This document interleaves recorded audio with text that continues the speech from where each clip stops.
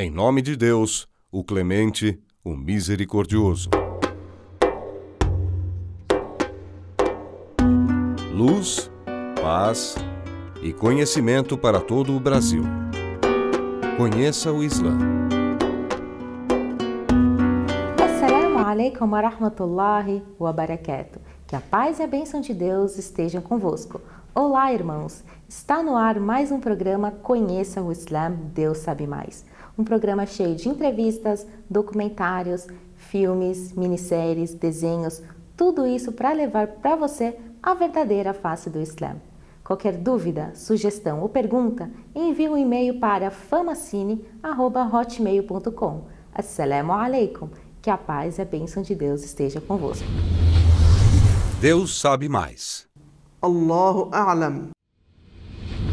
A Sura da Ostentação.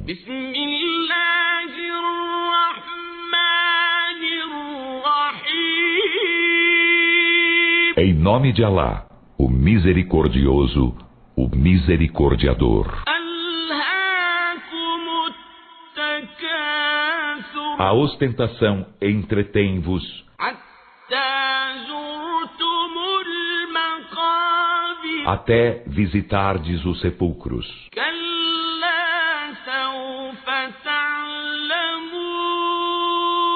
Em absoluto, não vos ostenteis, vós logo sabereis.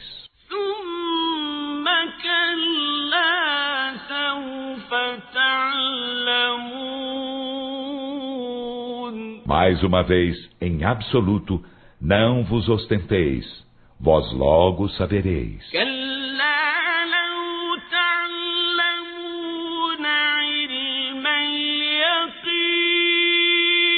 Ora, se soubesseis a ciência da certeza, renunciaríeis à ostentação.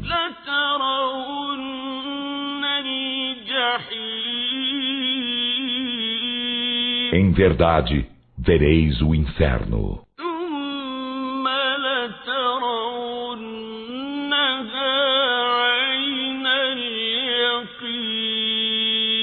Em seguida, certamente, vê-lo-eis com os olhos da certeza.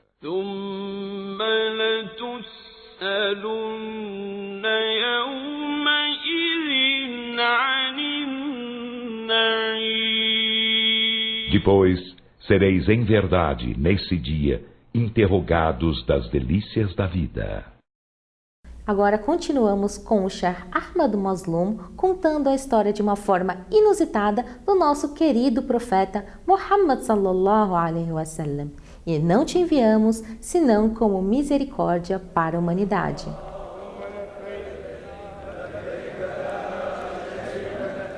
Assalamu alaikum wa rahmatullahi wa barakatuh. A paz de Deus esteja convosco.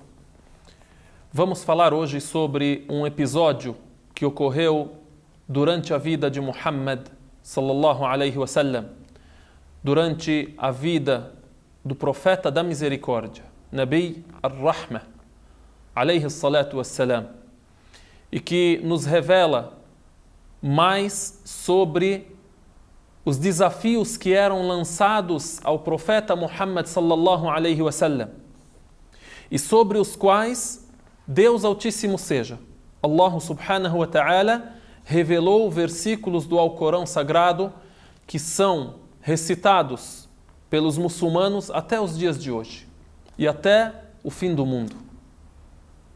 Dissemos que na época em que Muhammad sallallahu alaihi wasallam viveu os primeiros anos da profecia na cidade de Meca, ele sofreu agressão, perseguição, também teve várias tentativas de acordo para que ele não pregasse o monoteísmo, a adoração unicamente dirigida a Deus Altíssimo seja.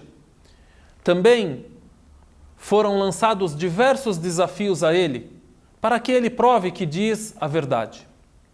Vamos falar sobre a revelação de alguns versículos do Alcorão que revelam um episódio em que houve um grande desafio lançado ao profeta Muhammad alaihi salatu wassalam. Dissemos que antes da profecia, Muhammad sallallahu alaihi wasallam era conhecido como As-Sadiq Al-Amin, o honesto, o fiel, jamais mentiu, era conhecido pela sua honestidade. Porém, quando declarou ser profeta e declarou ter recebido a revelação de Deus, Altíssimo seja, principalmente os líderes da tribo de Quraysh o perseguiram.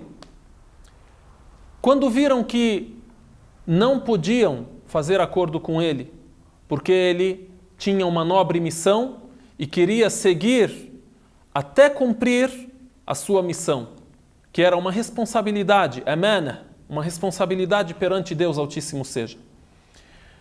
Eles tentaram de várias formas desafiá-lo e tentar provar para as pessoas que ele é mentiroso, que ele é feiticeiro, que ele é louco, que ele tem outros interesses.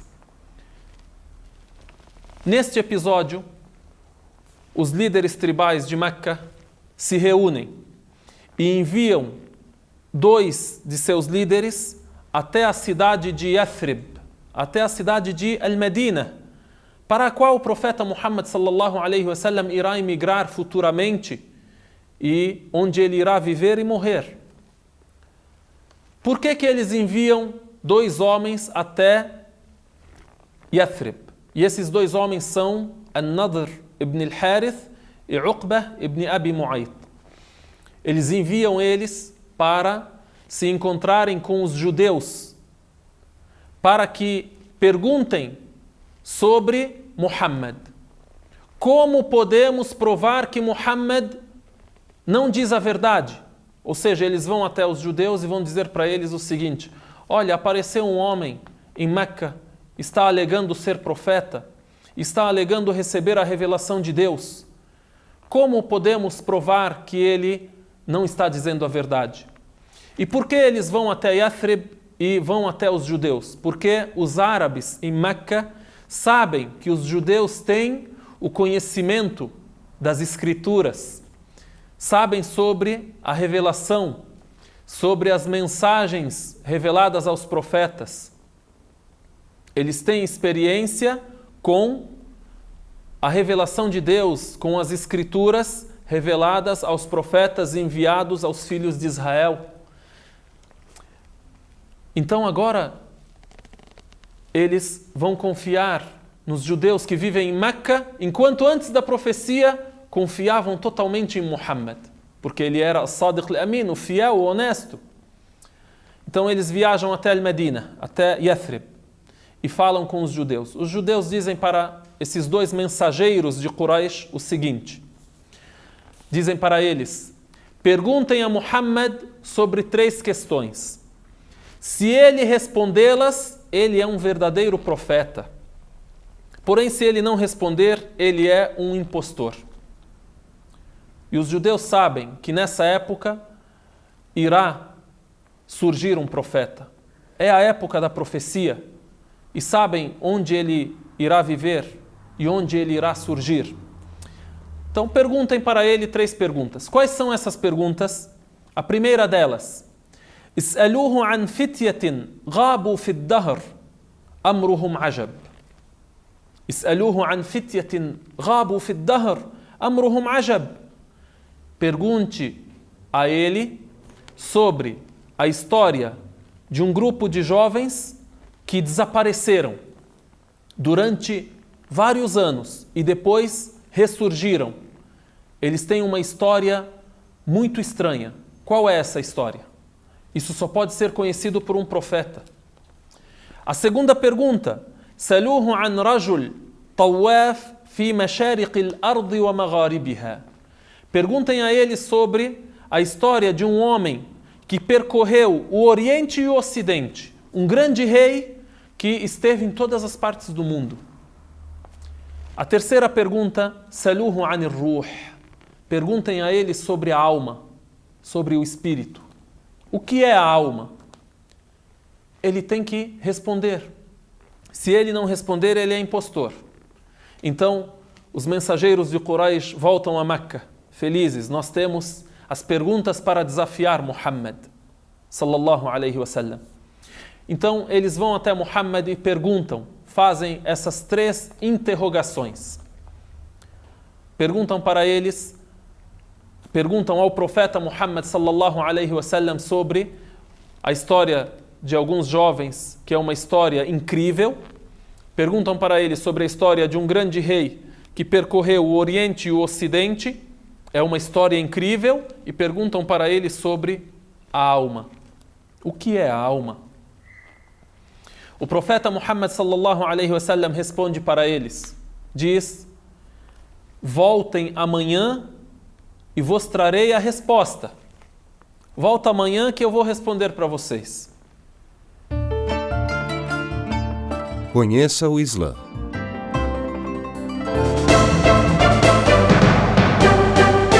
O milagre da criação do homem.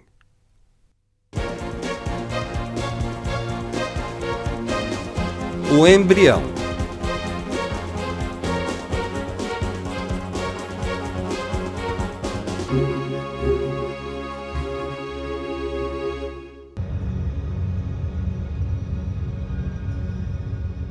Você está vendo um óvulo que ainda não se uniu ao espermatozoide. Os dados genéticos do espermatozoide e do óvulo estão lado a lado. Um dos maiores milagres do mundo está prestes a acontecer. 2 conjuntos de informações genéticas estão prestes a se misturar para formar um ser humano completamente novo. E a união aconteceu. Essa primeira célula é chamada de zigoto.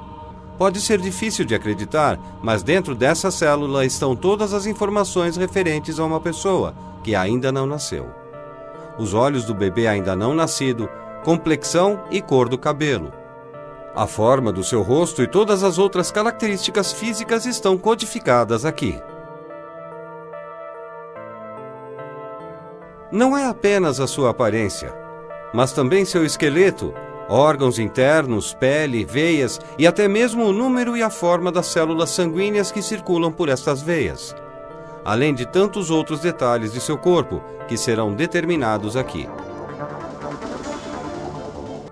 Tudo está determinado e escrito na célula, das características de uma pessoa aos 7 anos de idade às suas características aos 70.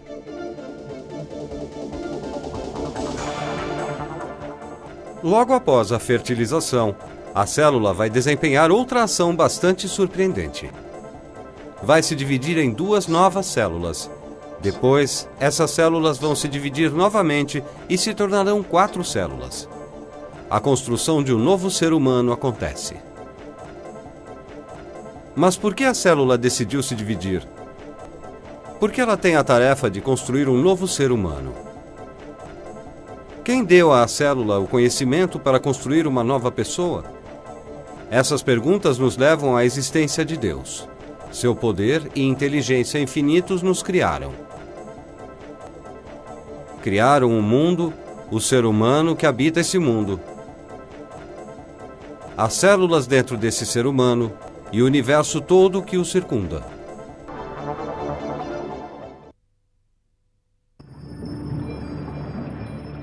Neste momento, você está vendo a jornada dentro da trompa de Falópio de uma célula que constantemente se divide e se multiplica. Esse agrupamento de células é conhecido como mórula.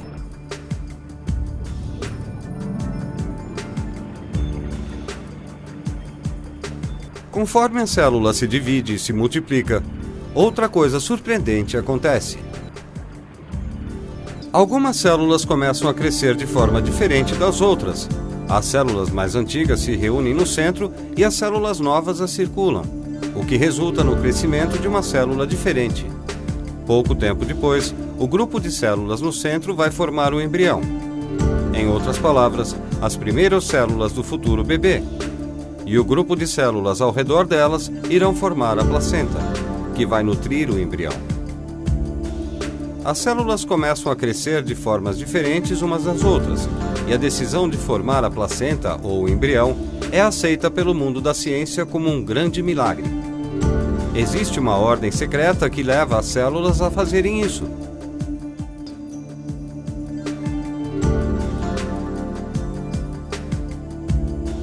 Cerca de 4 dias depois da fertilização, as células em divisão alcançam áreas especialmente preparadas para elas, ou seja, o útero da mãe. Para não serem expulsas do corpo, elas precisam se prender ao útero. No entanto, o embrião em recente formação fica ao redor de células semelhantes e não tem um gancho ou extensão especial que o permite se prender a algum lugar. Então, como elas se prendem à parede do útero?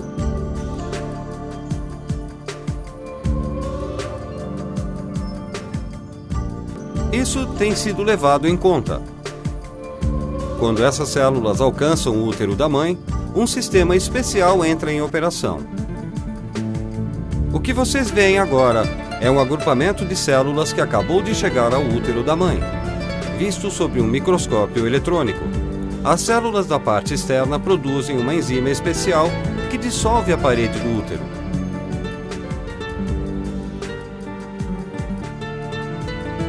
Dessa forma, as células se prendem firmemente ao útero e evitam sua expulsão do corpo. A presença dessas células que ficam no lugar certo e liberam a quantidade necessária de enzimas, mais uma vez revela a perfeição da criação. Graças a essa criação perfeita, o agrupamento de células penetra a parede do útero.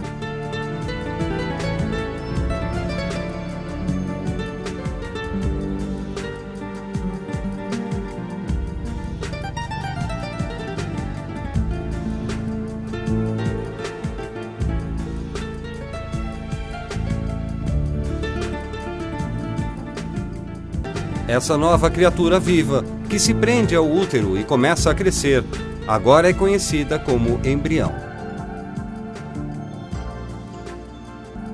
Essa verdade, descoberta pela ciência moderna, revelou um importante milagre do Alcorão. No Alcorão, Deus usa o termo alaq para se referir à primeira fase no útero da mãe. Lê em nome do teu Senhor que criou. Criou o homem de algo que se agarra, alaq. Lê que o teu Senhor é generosíssimo. Alaq, em árabe, significa algo que se prende a alguma coisa. A palavra também é usada para descrever alguns parasitas que se grudam à pele e sugam o sangue.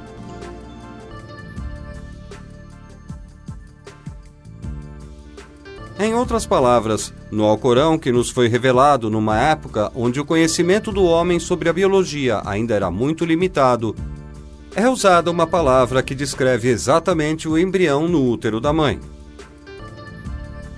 Isso prova mais uma vez que o Alcorão é a palavra de Deus.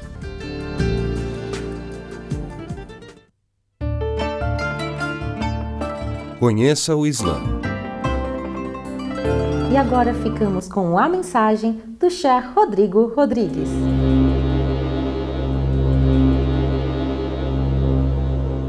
E a pessoa julgado é cobrado por Deus pelo aquilo que ele fala, porque ele fica em silêncio pelo que ele fala.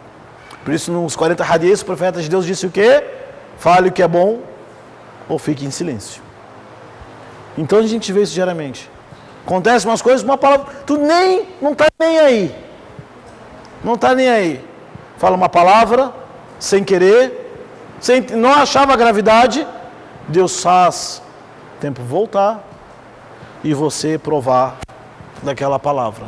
Para quê? Para ver que as coisas não é como você quer, nem como Deus planejou. Então o ser humano cuida com as palavras que ele fala. Às vezes acaba magoando alguém com um gesto, uma palavra, isso dá volta. Vem o resultado com Deus. Um dos homens disse assim, Sufyan, no segundo século do Islã, ele disse o seguinte: uma vez ele faliu totalmente, era um grande comerciante do segundo século do Islã, faliu totalmente e não tinha mais condições.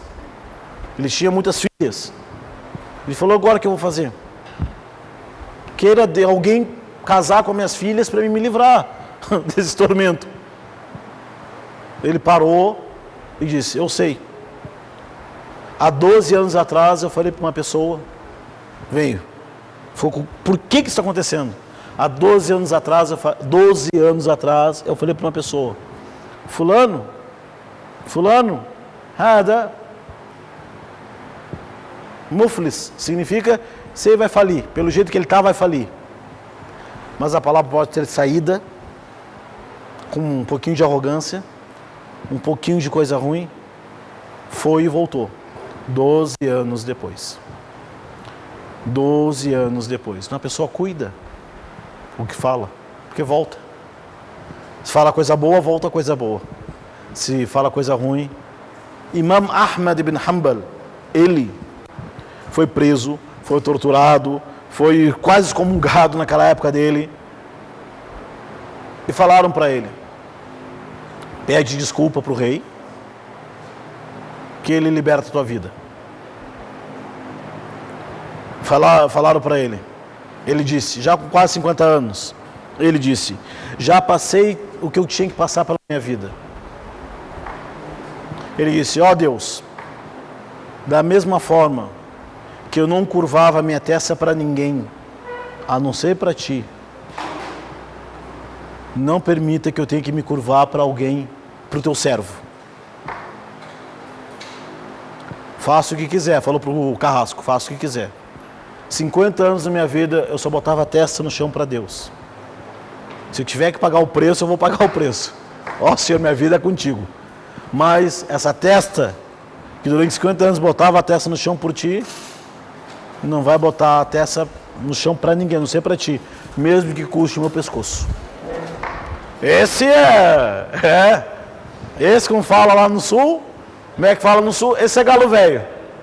Esse é galo cinza de briga, né? Os gaúchos falam, esse é galo velho.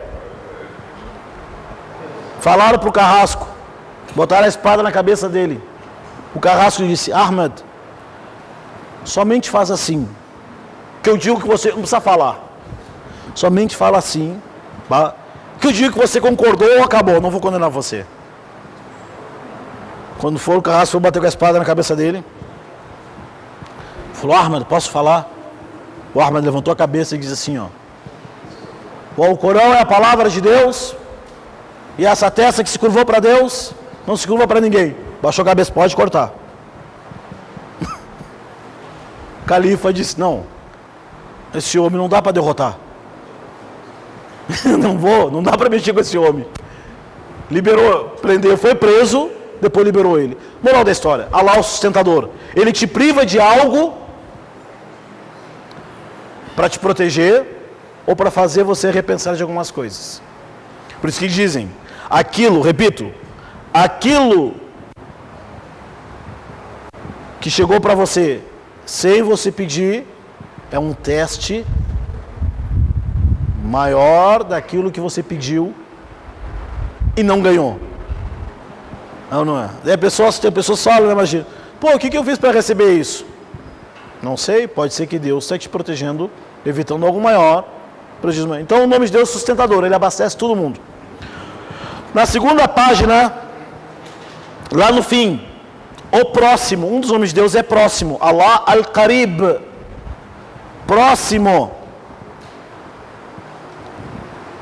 aquele que é próximo de todas as suas criaturas, sua paciência, poder, sutileza.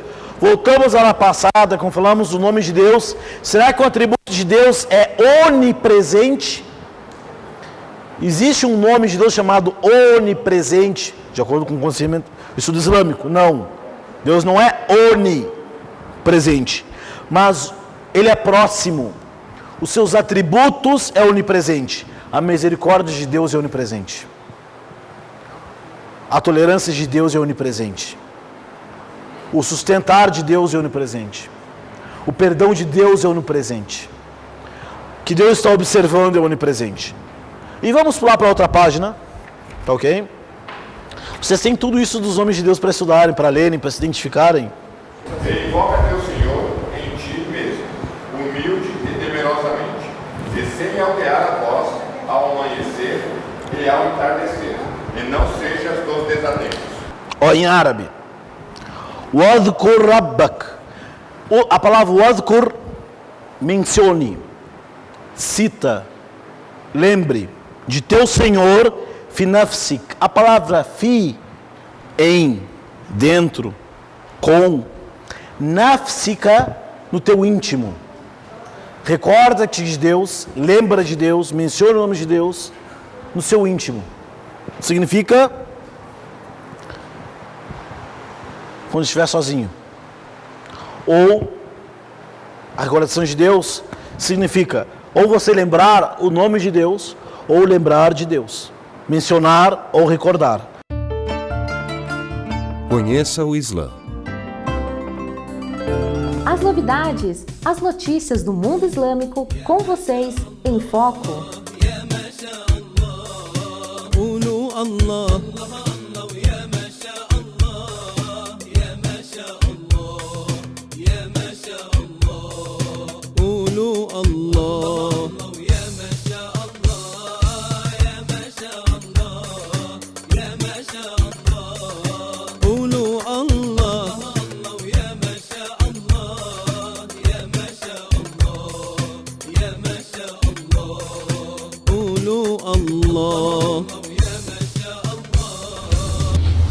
Deus é maior.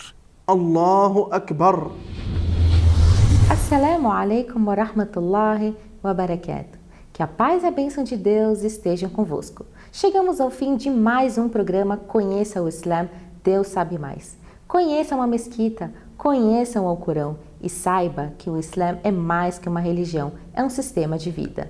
Assalamu alaikum wa rahmatullahi wa barakatuh.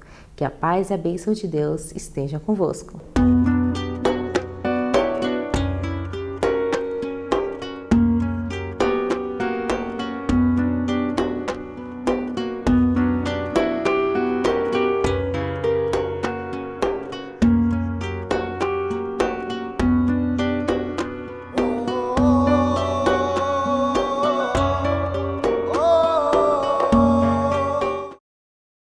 Deus sabe mais.